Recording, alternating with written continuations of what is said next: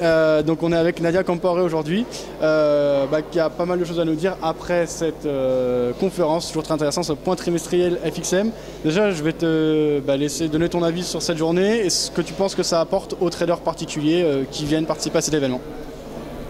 Donc déjà bonjour Fabien et bonjour à tous ceux qui nous écoutent.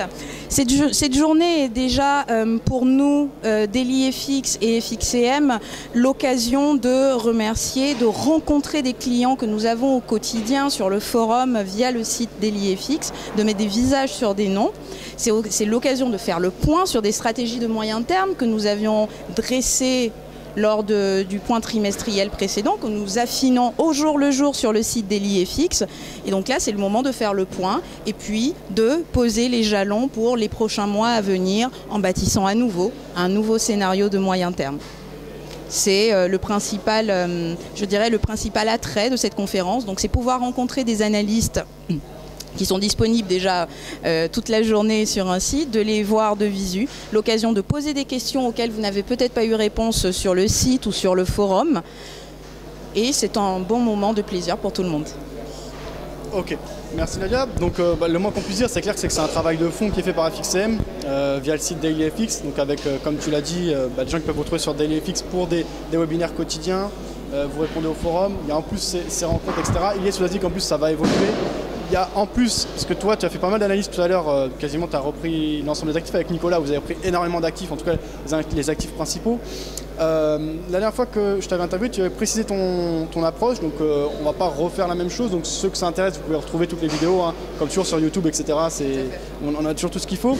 Simplement, si tu pouvais nous dire où tu en es par rapport justement, la dernière fois qu'on s'est vu, c'était au Salon d'analyse technique, donc c'était il y a un moment maintenant, jusqu'à maintenant, donc ces derniers mois. Comment ça s'est passé pour toi? Est-ce que c'était une bonne période, une mauvaise période? Et si oui ou non, pourquoi? Alors depuis le dernier point qu'on avait fait au cours du mois de mars, je dirais que j'ai traversé une période relativement mauvaise. La baisse qu'il y a eu sur les marchés, sur le Forex, la baisse de l'eurodoll. Pourquoi? Parce que je trouvais qu'il n'y avait pas de raison fondamentale, il n'y avait pas de changement dans le champ de bataille fondamental qui expliquait cette dérive lancinante de l'eurodoll. Et la dérive du fait qu'elle soit lancinante me posait également quelques petits problèmes en termes de réflexion par rapport à mon couplement entre technique et fondamental.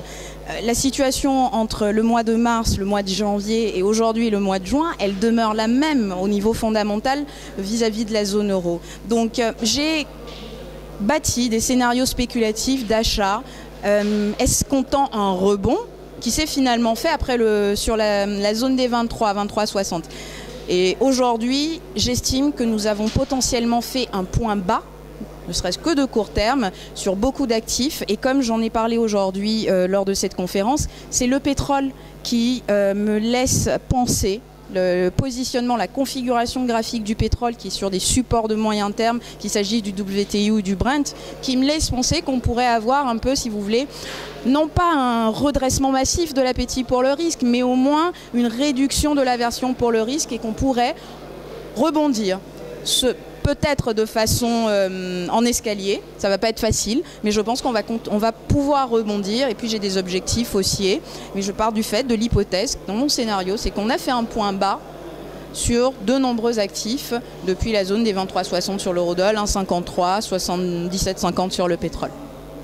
Ok, et donc ce point bas, tu le définis plutôt de manière technique ou fondamentale? Là, a priori, ce que tu as expliqué, c'est plutôt fondamental. Est-ce qu'en plus, tu as des arguments techniques? Est-ce que par exemple, tu as des grosses zones de support qu'on approche sur des produits majeurs qui sont... Parce qu'on sait que tout est corrélé, et quand on regarde un actif à risque, on va avoir l'euro qui va baisser, dans un même temps, on va avoir les marchés actions. Après, il y a des choses plus ambiguës comme les métaux, mais dans l'ensemble, là, on a compris ton point de vue fondamental. Donc techniquement, c'est quoi? C'est des zones de support sur ces actifs? Techniquement, si je dois me référer à l'euro-dollar, non. C'est-à-dire que la zone qui a été trouvée, la zone qui ne devait pas casser, la zone clé de moyen terme, c'était la zone des 26 sur l'euro-dollar. Elle a cassé. Mais la sous-performance de l'euro-dollar doit être mise de côté ou plutôt nuancée. Il faut regarder un tout petit peu les autres actifs, notamment le dollar australien, le dollar néo-zélandais. La livre, 1,53, c'est le bas d'un range qui perdure depuis 2010. Donc c'est quand même une grosse zone. Même façon, on bascule sur d'autres actifs. On regarde les indices américains, 1300 sur le SP, MM200, EMA 50 en hebdo, le pétrole qui a retracé plus de 50% de ce qu'il a perdu au cours de la crise. Voilà ce qui motive le fait que pour moi on a un point bas. Techniquement sur l'eurodoll, on s'est un peu arrêté au milieu de nulle part. Entre 1,26, le prochain gros seuil, c'était la zone des 1,20. Le prochain gros seuil, une fois la zone des 26 cassée, c'était celle des 1,20. Mine de rien, on s'est un peu arrêté au milieu de nulle part, mais il suffit de se reporter en fait aux autres actifs et se rendre compte qu'en fait l'euro a fait l'objet d'une sous-performance qui s'explique par la situation de la zone. Mais tous les autres actifs ont tenu tout de même leur zone de moyen terme. Ok.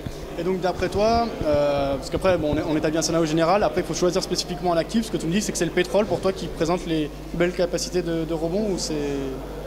Oui, le pétrole, parce que c'est un rebond qui d'ailleurs a été entamé cette semaine. Voilà, je pense que le pétrole présente les plus grosses, effectivement, la plus grande capacité de rebond. C'est un actif qui est volatile. Au fur et à mesure que le dollar va continuer de perdre de la valeur, et j'ai envisé sur le Dow Jones FXCM Index, le dollar index version FXCM, la zone des 9925.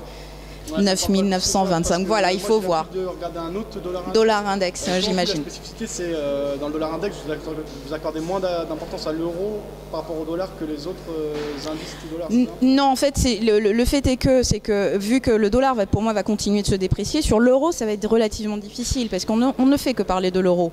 Les mauvaises nouvelles, elles proviennent de la zone euro, elles proviennent des pays des PIGS, comme on le sait. Bon, pourquoi pas ne pas se diversifier? Mais l'élément clé, l'hypothèse de départ, c'est qu'on a potentiellement fait un point bas. Ça peut être difficile sur l'euro. On peut revenir sur les 24,40. Pourquoi pas faire un double bottom sur les 24,40? Ça reste possible. Mais sur d'autres actifs, il y a amplement des possibilités de repli sur lesquelles on pourra se placer sans que la hausse ne soit remise en question pour moi. Ok. Ouais, merci pour tout Nadia. Bon là c'est la fin, hein, maintenant la fin de l'événement. Bonne continuation. De toute façon on te retrouve régulièrement sur dailyfx.fr. Tout à fait. Et sur FXCM, à la liste FXCM, voilà.